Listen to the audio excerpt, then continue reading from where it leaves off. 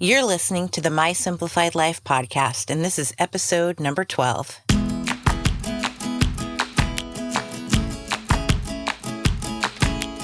Welcome to the My Simplified Life podcast, a place where you will learn that your past and even your present don't define your future. Regardless of what stage of life you're in, I want you to feel inspired and encouraged to pursue your dreams, simplify your life, and start taking action today. I'm your host, Michelle Glogovac, and I'm excited to share my stories and life lessons with you while taking you on my own journey. This is My Simplified Life.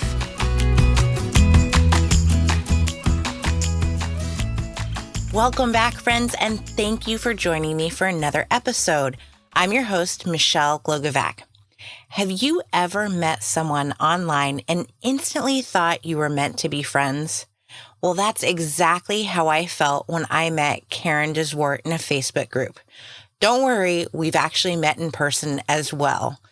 Keren is an attorney who quit the corporate gig to launch her own solo practice, but she isn't your average attorney. Her practice is called Not Your Father's Lawyer because she's exactly that. She's a flat fee attorney who specializes in helping entrepreneurs and small businesses become legally legit. She tells you upfront what your fees are going to be and has the most amazing template shop so you can literally DIY some of your contracts and know that you're still protected.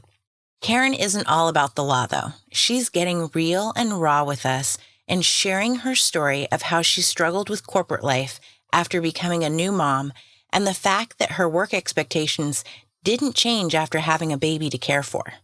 Keren is just like you and me, and I love her honesty when it comes to her fear of quitting her corporate job and the unknown while trying to build her solo practice. Get ready to hear what it's like from two women who have left the corporate world and create their own businesses while being moms, and how finding each other has brought us the support and inspiration we've needed. Hi, Keren. Hi, how are you? I'm good. How are you?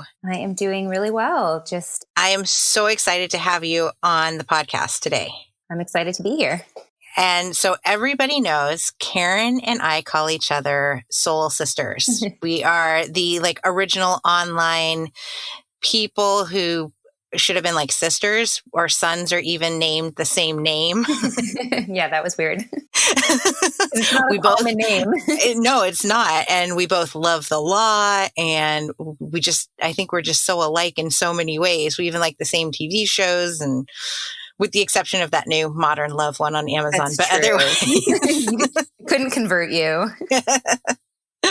No, but so we met in a online Facebook group that was a paid subscription. And I think we were probably the oldest two in there. There might have been some older ones, but that's right. You know what? I do have another client. Top quarter. I have a client who I know she's older than both of us, but otherwise I feel like we were the old ones. We were both married, have kids and businesses. So it kind of made us stand out from the rest of the group. Yeah. So this year, so why don't you tell everybody what you are, what you do? What am I? Since we've just dove in.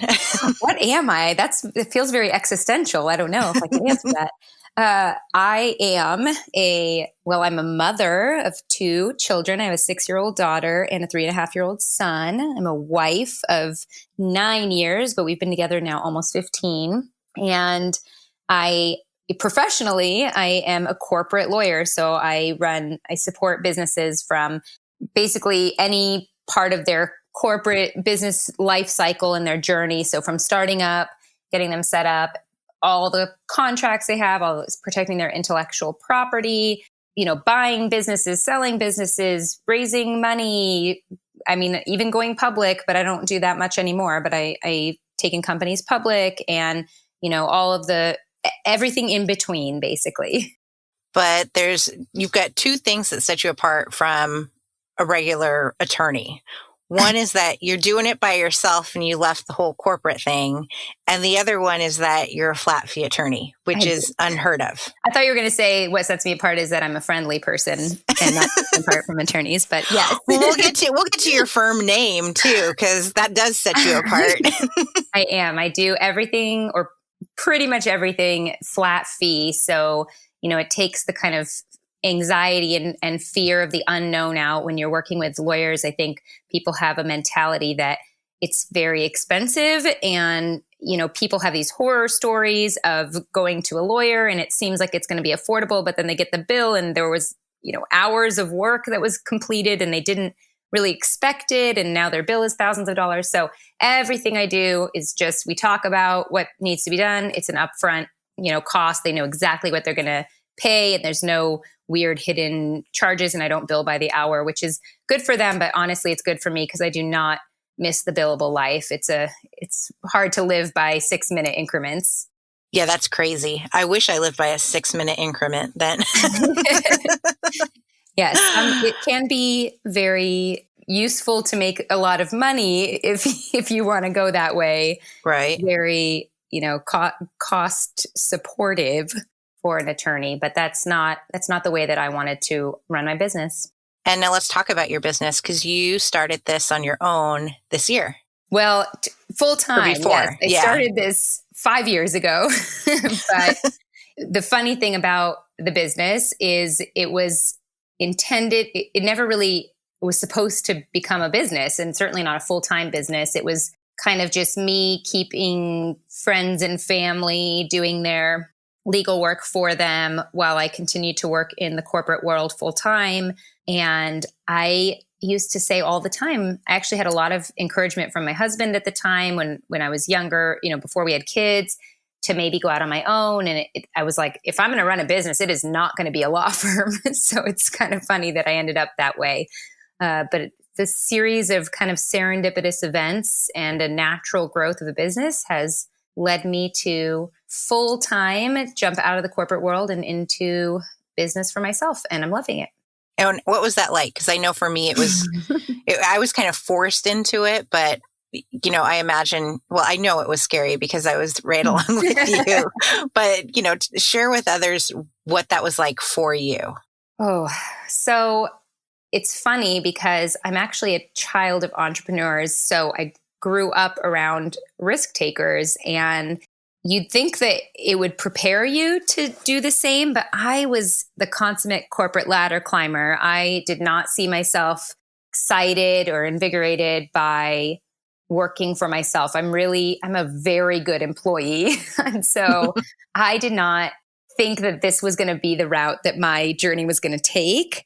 And it kind of started, and the reason I say this started about 5 years ago, because when I was a young mother, it really started when I was pregnant. I was the only female attorney at the firm I worked for. And it was kind of your typical experience in a male-dominated industry, especially being the only female attorney, where people were really not on board for the process. And I was killing myself trying to, work all the hours. Like, don't even, nothing to see here. Don't ignore this growing belly. It's just me.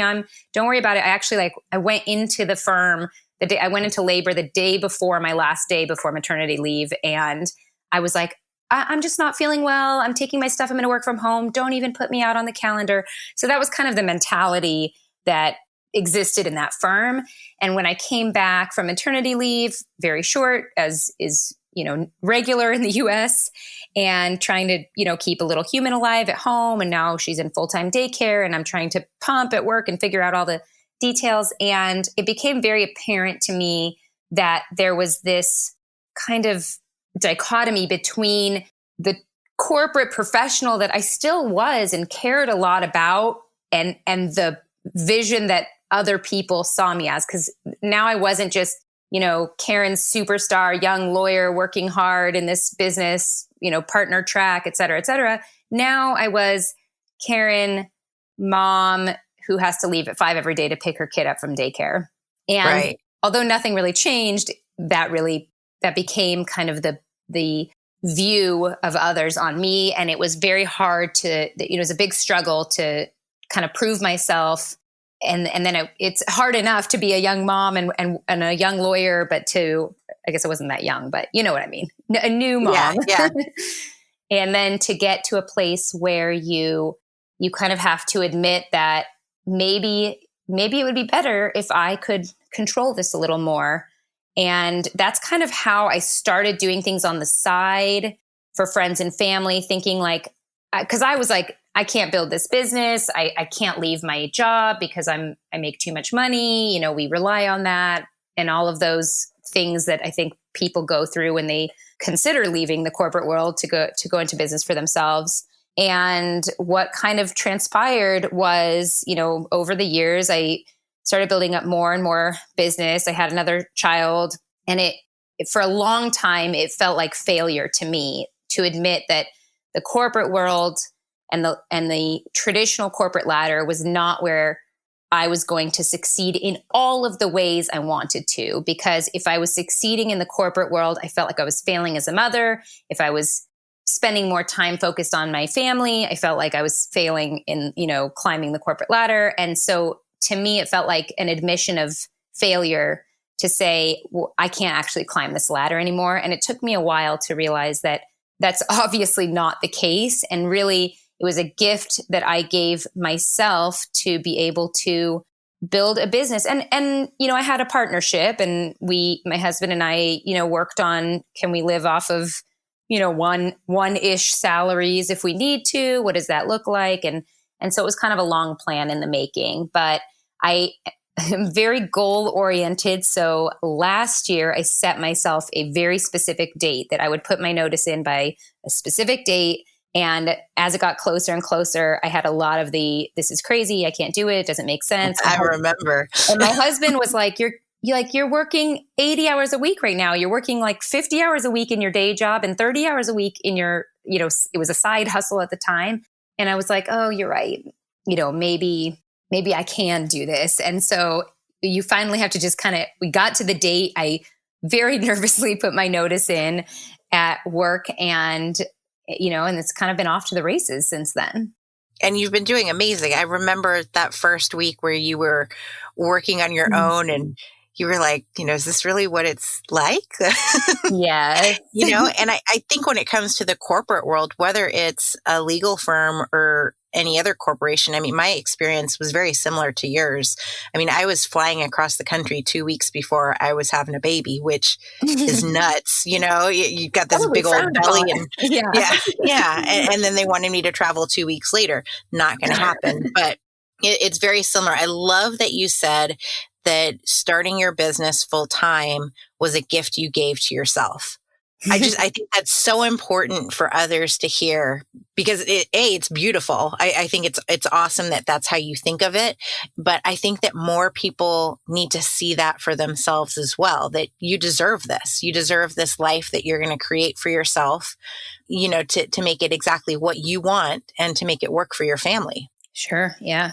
I think it took a while to see it as a gift. It felt a lot like possibly a mistake, maybe a, detour on my climb up the corporate ladder. But it didn't take long to see that this fit all of the pieces of me in a way that the traditional corporate world just wasn't going to, not while my children were little, that's for sure.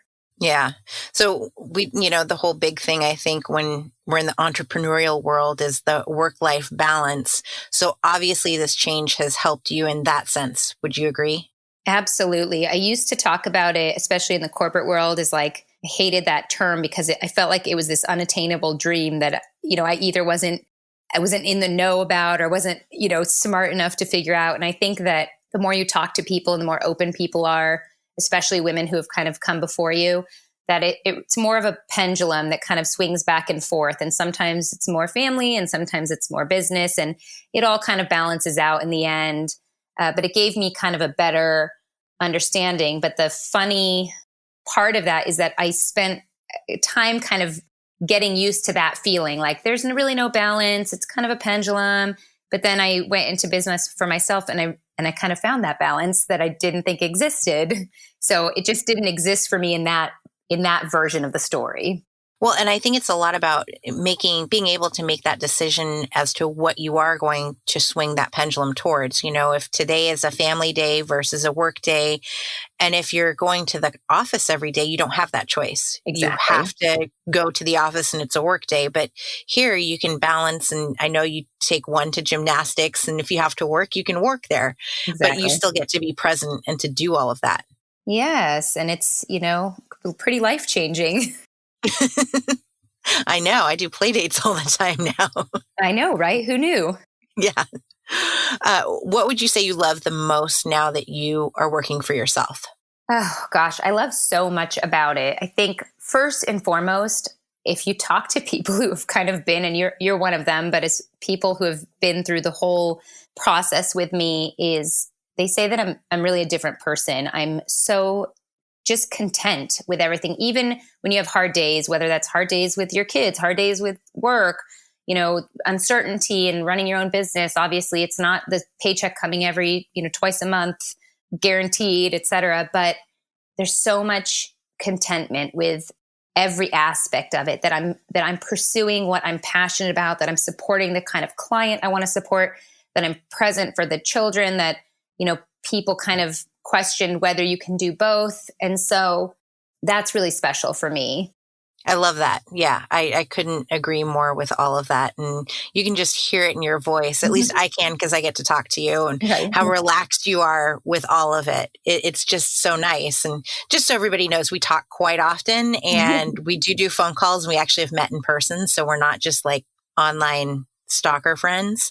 I know. I always wonder what you call the people that you kind of become friends with through the internet. So it was like, I kept referring to you as my internet friend. And my husband was like, I think you can just call her your friend now.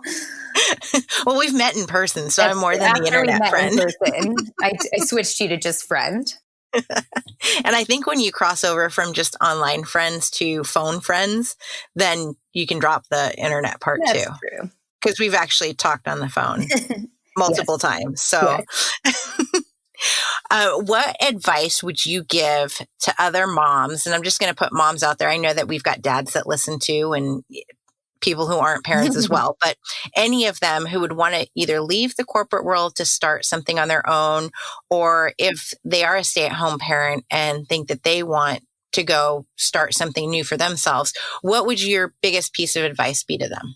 So I think that the overarching advice is the same from either side, but the kind of the way you go about it is a little bit different. And my advice is really different than I think a lot of the advice people might get out there on social media and in groups that are about, entrepreneurship. They're like, just go for it, do it, quit your job, live the life you've always dreamed. And I'm a very type A and rational and practical person. So that's not my mentality. That's not what I would, to me, there are times that that's very reckless, obviously. If you contribute 50% plus of your salary, the household income, and you might lose the house if you can't make, enough money, that's a little reckless. So I think that what the real answer is to look at your particular situation and, what does it take? What does it take financially? What does it take, mentally and emotionally, and make a plan. And for me, I set a date more than 6 months out. It was really like a year in the works, but about 8 months out was when I created like a date for myself. And then I used that date to kind of reverse engineer my goals, right? So if I want to quit by this date, how much money do I want in the bank to make me feel good? How much money do I need to be bringing in on average to feel like I can make that leap and not feel like I'm losing out on this kind of, but also so that the golden handcuffs wouldn't hold me back and not quit. What do I need from my spouse for the support to get going? What are the expectations, et cetera? So that's really big to me, is to really make a plan and to have faith in yourself and to give yourself time. So, I said 18 months was basically the goal, is give it 18 months to see if you can build it up, because it takes time. These things don't grow overnight, and your plan has to incorporate that understanding, So Yeah, I love that because I was asked yesterday, I was interviewed for a podcast, and I had a similar question was asked to me, and my answer was that you should start planning. You should educate yourself on what it's going to take to start that business or that new career, but you need to do your research and educate yourself and plan. So this is why we get along. there's no type A people on this call. Yeah, it's a type A podcast. Everyone should know that by now. Yes. I love the way you talk too, because you're not like an attorney, and I don't mean that to sound negative, I'm but not like a regular attorney. I'm a cool attorney. you are. You're a very cool attorney. You even talk about making, your company legit. You're legally legit, and hearing you talk, it's not like I'm sure that people will be like, Michelle had an attorney on. Boring, but you're not. Don't put that in the teaser. Nobody's going to listen to it. But hearing you talk, you also are speaking at quite a few conferences, which I think is amazing because that's a goal for me. I would love to be up there and speaking to other people. So how have you found these speaking opportunities? I know that you belong to the Mama Ladder. We'll give Crystalie a shout out. But how do you go about finding these things? Because I know we talk about finding your tribe, and you and I met through a Facebook group online. How do you go about that? Well, you hire a podcast pitcher like Michelle, of course. I mean, that is a legitimate way to get noticed. I think that I had set out kind of on accident, but it was more in furtherance of my passion, and my goal is to just show people that the law wasn't scary or complex, that you could really do things legally, operate correctly without spending a lot of money, without being scared that you don't understand it, without there being a lawyer that doesn't want to listen to you and what your business is about. And so I started doing a lot of collaborations, and most of those collaborations I met people just in random discussions on social media, which is very weird because I'm not, as like a private citizen, I'm not really a contributor to social media. I don't post that much on my private accounts. So it was very out of the ordinary for me to be online all the time and be commenting on strangers' posts and all of that. But it's been good. And not just because I'm getting business from it, because there are amazing people out there that I just didn't have in my immediate circle of, people that are physically present in my life. So that was so great. So I did a lot of free collaborations, like free webinars, free, Instagram lives. And to me, it was all worth it, even if they didn't amount to future business, which frankly they usually do. But even if they didn't, it's in furtherance of the brand that I build and the cause that I'm kind of putting forth. So that made it all worth it, even when it doesn't directly contribute to the bottom line. And so online is like a really awesome place to find people, but also just talking to people about your passions and what you want to do. I'm sure this has happened to you. You start going to these play dates and you start talking to people, and it's like, oh, that's funny. My cousin has a podcast and they're looking for pitching services, or, they want to be interviewed, and all this funny things that come up that if you're not talking about it, people don't know. So really being open with what you're doing and what you want to be doing is a good way to build that part of your business. You're definitely right. And I think that for so many, whether you're an introvert or an extrovert, you're behind a computer. So, you can be whatever you want in regards to, being the quiet person or the loud person. You're just on a computer. So, or your phone. So that kind of takes that, going up to somebody at random out of the situation. It's much easier. Totally. So what are your plans for next year? Now that you've been doing this almost a year full time, what do you see for yourself next year? Because I'm in this planning phase of like, all right, we've got a year down. Next year we can really go after things. Yeah. So next year I have a couple of plans. First and foremost is I'm all about building systems and processes to, create efficiency. And that's going to be what's going to allow me to scale. And I mean, this is a common thing that I work with clients. That's really kind of business 101, is that the more that you have, processes and streamlined in particular, that the more you can free up your time to conduct new types of business, new revenue generating activities, whatever that looks like, to scale the business. So that's really honing the processes is a big for me.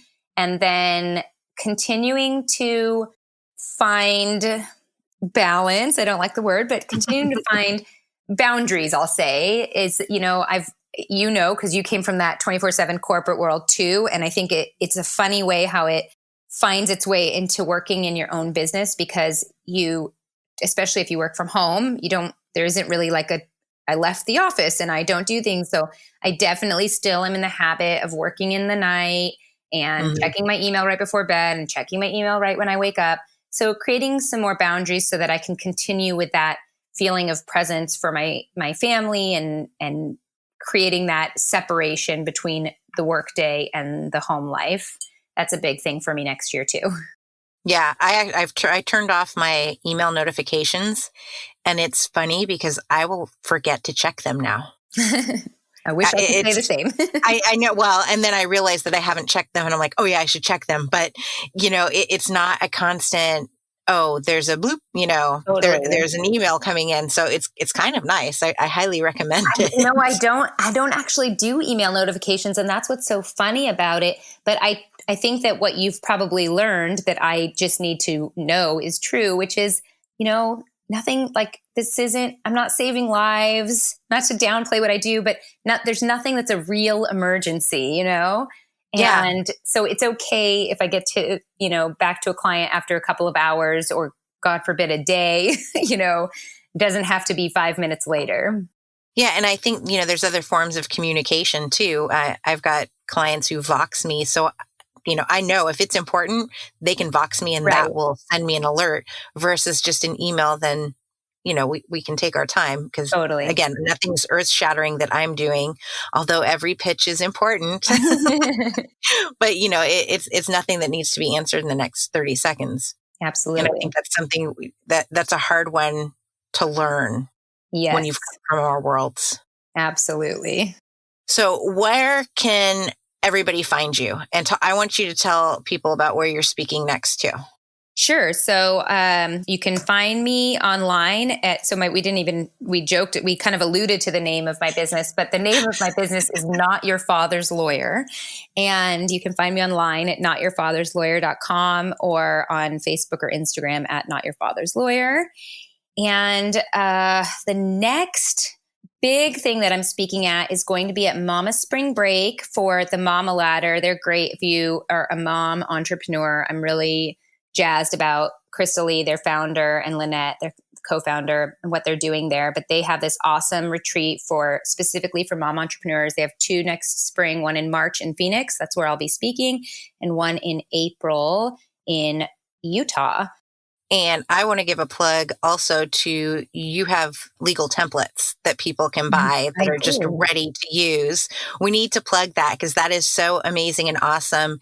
If you're starting a business or you already have an established one and you don't have your contracts in place, she has them all. Keren has set them up for you. They're literally plug and play. They're highlighted. So you just have to fill in the blanks. You have no excuse not to be legally legit, as she says. That's true. And if you want, I can do a special. If anybody's interested, I can do 20% off templates we could do My Simplified Life code. Perfect. That's awesome. Thank you. We'll do that. I better remember that before it airs. I'll send you a message and that way I'll get in the show notes. I just wrote it down. Perfect. Thank you so much, Keren, for being on today. It was such a blast, as it always is, to chat with you and to learn more about you and what you do. Thank you for having me, Michelle. I hope you could tell how much I truly adore Keren and admire what she does and the person she is.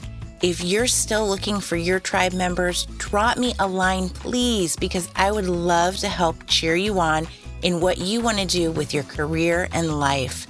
Don't let fear hold you back, because your past and your present don't define your future. You do. Until next time, my friends.